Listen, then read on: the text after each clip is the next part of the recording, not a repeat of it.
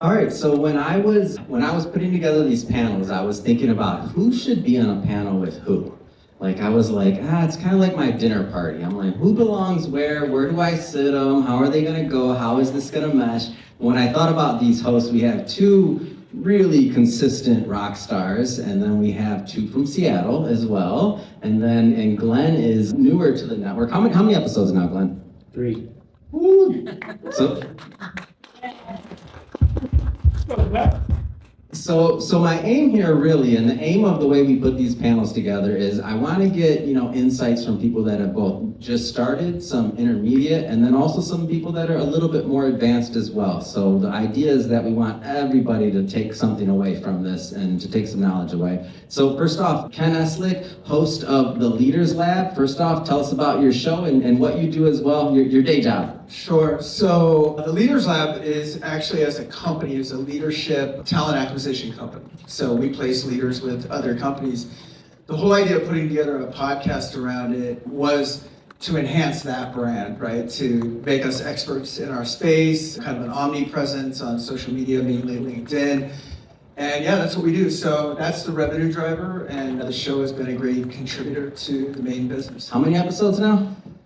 I think it's like 120, but we probably recorded like... Ken has the record, by the way, so he's one of the first, and he has the most amount.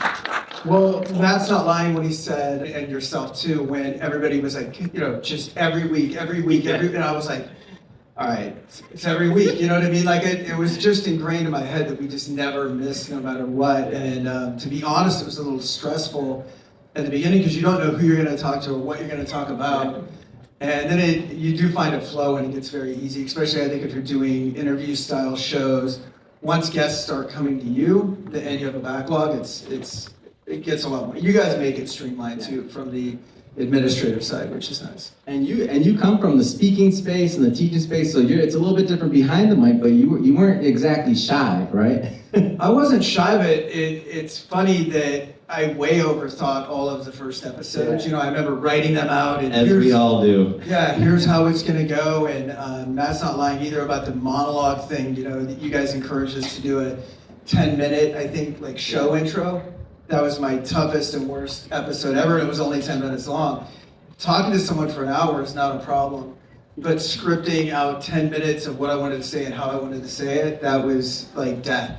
And so I prefer the interview style for sure, We do that on purpose to torture everyone, because I've never done a monologue, Ken, just so you know. No. Ever? Not even one. Out of all 6,000, so there you go. There you go. That's training, Corey. No, he just finished it.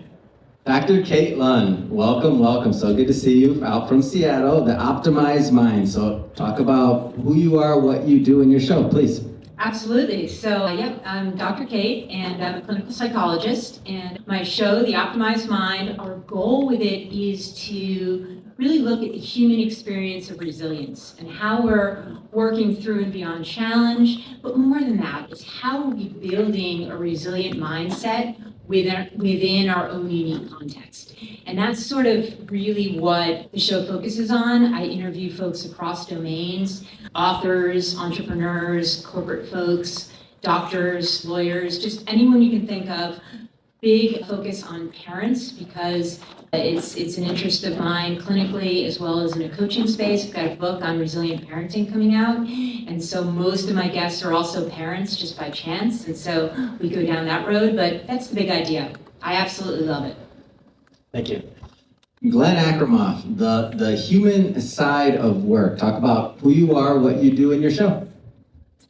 Thank you. We're a workplace rehab consultancy. And as you hear laughing, everyone kind of needs that at this point. How we got into it is I developed a program.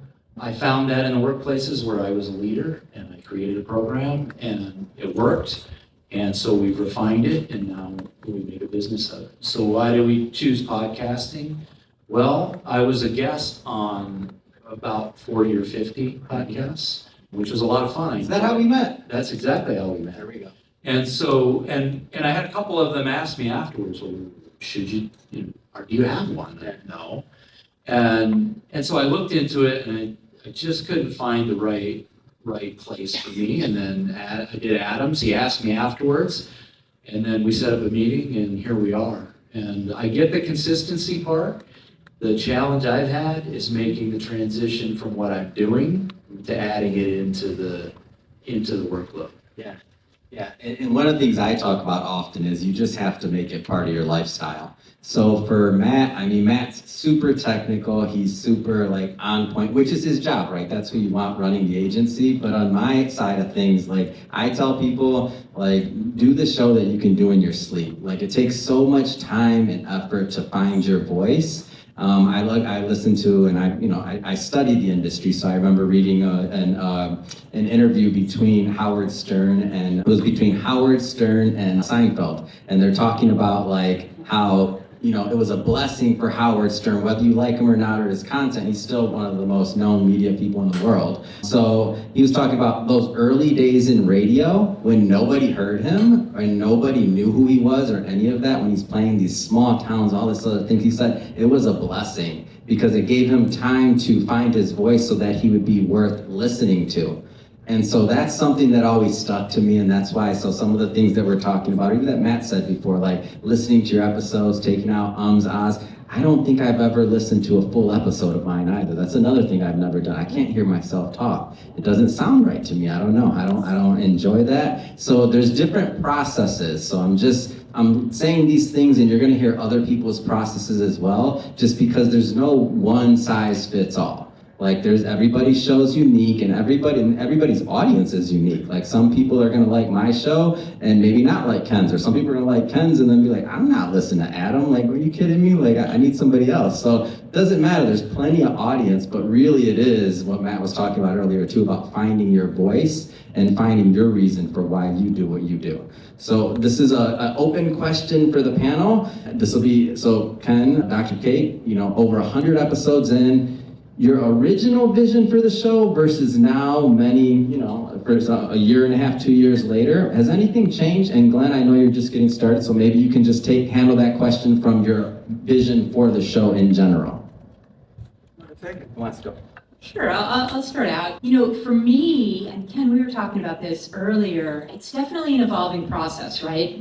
And so I tend to listen back to all of my episodes prior to submitting them to the team, and she's so brave. Like twice you do it, right? I was like, oh my gosh, how do you do that? I would not. We were talking about that on your show the other day, right? Please continue. And it's a good thing, but yet it's not a great thing because it causes me to become quite critical of myself in the interview and cut small things where we were talking about this, Ken, that is that really necessary? Are people really going to hone in on that too many, that kind of thing. So I'd like to get to the point where I'm just submitting, but I guess the bottom line is it's an evolving process, and none of us are going to sound the same, look the same, and it's a question of designing or developing our show within our own unique context. Who are we? Who do we want to be as hosts? And what do we hope the show is going to do in terms of how it's going to get out there and help people with various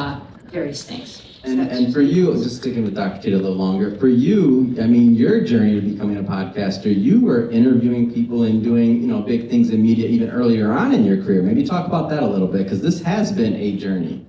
Right, yeah, it's definitely been a journey. I mean, I feel like the podcast, in a sense, has brought things full circle for me. I was really, really interested in radio in college, and I was very fortunate in that I had a job at local radio station in Connecticut, Patrice, WGCH, and I worked there for years while I was in college, and that kind of translated into a radio show in college, and then beyond college, a little bit of work there as well, but had some really cool opportunities. I was able to interview Barbara Bush, for example, when she put that book out in the mid-90s, and just super fun stuff. And so I feel like the podcast has kind of brought all that full circle, and I always knew that I wanted to bring that media side back into my life while working as a psychologist at the same time. So just, yeah. Awesome.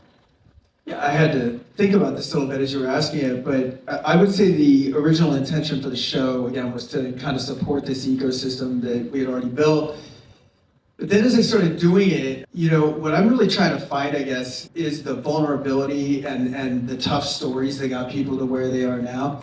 And when I don't get it, I get pissed, you know what I mean? At either myself or the guest. I'm like, really? You're just like mailing it in. And so I want to know when they failed. Like they're on the show because they succeeded, but everybody already knows that, right? They wrote a book, they made $1 million, whatever.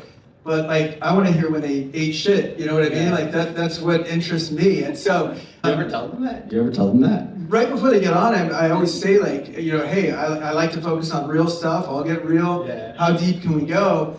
They all say like, Yeah, we're gonna do it. yeah, we're fine. And then there's just certain people who are like, they're just sticking to the script, you know what I mean? But I think we've done a pretty good job, like 80% of the time. You know, we end up, you know, like they're coming out to promote a book, and then, you know, 5 minutes in, we're talking about their father who was an alcoholic and how they felt like they were never going to be loved. And I'm like, perfect. Like, you know what I mean? Like, Not that happened, but that they're saying in the show. Right. I wasn't rooting for that, but yeah, but it makes it interesting, right? And it makes people actually get some value of it. Otherwise, they can just read the person's Wikipedia page, you know? It's connecting with the human experience, right? Totally, yeah. Which is what it's all about. I love that. Glenn, talk to us about your vision. Well, the vision is to you know, make workplaces and make the world more human focused. I mean, that's every business is set up to focus on humans in one way or the other. So that's kind of where we're going. So we don't mind going deep either. And I will share and get deep personally to bring that out in guests. I also don't find the monologue as hard. And maybe it's a lot of the speaking I've done over the years. And a lot of one-on-one stuff in my work. So I don't mind doing that. So I will have some of those episodes. That's the first couple I put out were just monologues. So for me, the vision is to touch people's hearts. That's really what I'm trying to do, whatever that means. So it'll mean something different to me than it will the people who are listening. And that's really what our vision is. I don't anticipate that changing. How we do it and how I message is what's going to evolve. And I love the process. That's why I love doing new things. I like creating that new process for myself and then helping others find theirs. So I'll tell you my process and how I get deeper when I choose to or when I want to. So I'm kind of repetitive on the same question, but why? But why? Yeah. Or I'll take their easy answer away. For anybody that's been on this show, I'm like, oh, and who wants to come to the show? I'm not going to go on the show what this guy's talking about. I can vouch for that. So then what I'll do is kind of take the outs away too. So you already said this, and this, and this, but what else? Yeah. And then normally at some point, if there's something there, but if they're just so surface level that you're just like, all right, like, come on now. I've noticed if they're talking in a chronological order and they skip a big gap of time, I'm just like, what? So did you go to college? Yeah, Or did exactly. you do this? What happened between 1987 and 91? What's going on? Like, what are you avoiding? You have a gap in your LinkedIn profile. Yeah. Tell me about that. Tell us about the dark days. Like, that's what I want to know, you know? Oh, that's great. So each of you come from different backgrounds, different professions. I'm curious about, and by the way, so when I think about like what Dr. Kate said, who says that she, you know, always wanted to be in media or was in media in one way or another, I'm the complete opposite of that. I never wanted to be in media. I never had any idea of even what it was, really. I was a financial advisor. So what brought me into this was really Chirag saying and Matt saying, you gotta launch a podcast, and Chirag eventually saying, come on, do it, Adam, do it. I'm not launching a podcast. Why am I gonna launch a podcast? We're a book publishing company. He's like, we're gonna sell more books if you have a podcast. I'm like, all right, then I'll do it. Fine. He knows how to talk my language, right? So then we finally did it, but I only bring that part out because there's some people that maybe have never thought about doing it, or they may not want to be a media. They're not even, and all I would say is that as Chirag's gonna do a presentation a little bit, talk about branding and some other things, and I just say personally, like so many things, even just when I say, Glenn, we met on our podcast, there's just so many other things that come into your life when you're doing podcasting. Friends, networks, experiences, like invitations, just very interesting the way your world can open up through the world of podcasting, in my opinion. I've been in other forms of social media, other forms of entertainment, we'll say, through the years, and for me, the podcast community, there's just nothing else like it. So that's not the question, but for you, not the question, but each of you have different backgrounds, whether, from psychologists, from workplace rehab, from leadership and a platform that's already built and thriving in the leadership niche. How does what you do at work fuel your content? Like, how does that happen? Like, how does it affect it? How does it fuel it? Yeah, so for us, yeah, quick background on me. So dropped out of college, went in the military due to lack of options, not because I'm a patriot necessarily, but just that was the option, right? And again, having no options without a college degree, started my own company when I was younger and ended up doing well with that and ended up really from the Army on, like really being interested in studying leadership and stuff like that. We got bought by a Fortune 500 company, spent 14 years in corporate, and then got out and got into recruiting and development of like leadership people, got involved with Tony Robbins. I'm a trainer with him. And so that's just kind of been my world for a long time. And sorry, go back to the original question real quick. So how does it fuel it? How does it fuel your Yeah. show content? Like, I'll tell you where this question came from really briefly. Yeah. So our original show was called Money Matters because I was a financial advisor. And that's what fueled the content. I thought I was going to teach people about money. And my vision and Chirag's vision changed. And we saw that there was just a lot more to it. We were in a certain niche mission. So mission made sense for both of us being aligned. So I'm just curious for you, like, how does your day, like Dr. Kate, everybody has different backgrounds. Everybody in the audience has different backgrounds, businesses, interests. How does your business fuel your content? That question I was talking about earlier around vulnerability actually it'll relate back to this question because what I learned was, so every day we speak with leaders, right, about their jobs, about the thing that they want, about their next career move, or we're talking to founders about, how tough it is to be a founder, and now the company's outgrowing your leadership and you gotta find a CEO, and we gotta go find that person. And what I found was that nobody gets any value again out of our LinkedIn pages, our Instagram posts, right? It's all about vulnerability. And so that's been driven by the people that I talk to every day in our normal business, right? Where like to really be successful in our other business, we have to get personal, we have to understand what drives people. And that's driven the content on the podcast as well. You know what I mean? It's kind of a two-way street, but they complement each other. Awesome. Yeah, so for me, it's really about understanding the human experience and understanding where people are coming from, as a psychologist and trying to help them solve their problems, move forward, maximize potential. And that really is driving my content on the show as well. It's really my core interest. It's authentic to me, and it's just another platform for sharing, people's stories with the world. And hopefully as folks listen to the episodes, my guests on the podcast, they'll be able to take something away which will help them in some way. So it's actually broadening, in a sense, my work as a psychologist from a different angle, through a different lens, if that makes sense. Well, I would say my work fuels all of my content. It's interesting, you picked I'm appreciative of being on this panel because I have so much in common with both of them. I throw good dinner parties. Yeah, you do. Yeah. I started too. I dropped out of college. I went to work in a local government and worked my way up through the years. And that can be a tough environment to succeed in. It's actually not meant to succeed. You're meant to be put where you are supposed to be and stay there. And so I didn't do that. And I was finding a level of success, and I realized that if I can do it, anyone can do it, right? I have no college degree. I don't have all these big things. And so I watched people fail and failure for some was fatal. And for me, I did not want to see that anymore. So I realized, and this is a core belief of mine, that if you can do it, you should do it. And so I started working on it. And that's how the program got developed. And when we're doing that, I'm talking to people in the background, or I'm talking about people who are on my show about experiences that people are having that I'm working with right now. So it's real relatable, and that's really what I want to do, is be able to be relatable to the audience and share what I'm learning, but also what the people are learning that I'm working with, because it's not all about me, right? It's actually nothing about me. It's about the people that we're working with. And as they progress and find their way in the world, I want them to be guests, because they will be vulnerable with me, because they already have been to get to where they are. So I think that's really what feeds my content. That's what my content will be about. Again, how that looks 3 episodes, I really don't know yet. That's great. It's a journey. Thank you.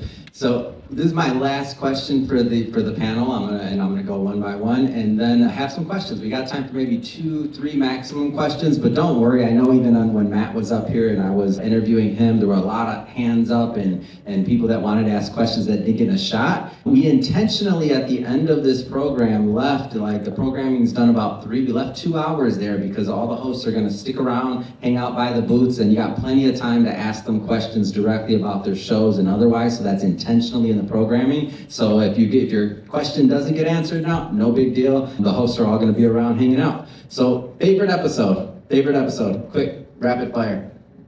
Of like our own episode? Yes. I had a guy. That's a mean question. I had a guy on that you might have heard of. His name's Jerry Kalana, and he wrote a book called Reboot.io.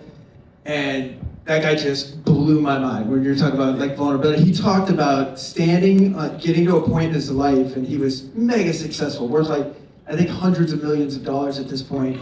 And in the financial crisis of 2001, found himself standing on the edge of a platform in front of the New York City subway, ready to jump. And like that whole episode, I was just like, I was like forgetting to ask questions, you know what I mean? I was just like, oh my God. So that was my favorite one. That's great. So I have a lot, but I'm gonna pick, I think, Captain Sandy Young from Below Deck Mediterranean. And she, I was a little bit nervous to reach out and to ask her to be on the show. I had seen that she was putting out a book on the human side of leadership.